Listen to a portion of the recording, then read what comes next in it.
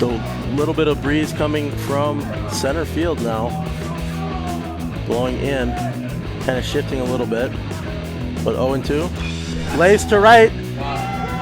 Fair, and that is a walk-off single for Nathan Gumagay, and he's leading the entire Scots out to second base to celebrate.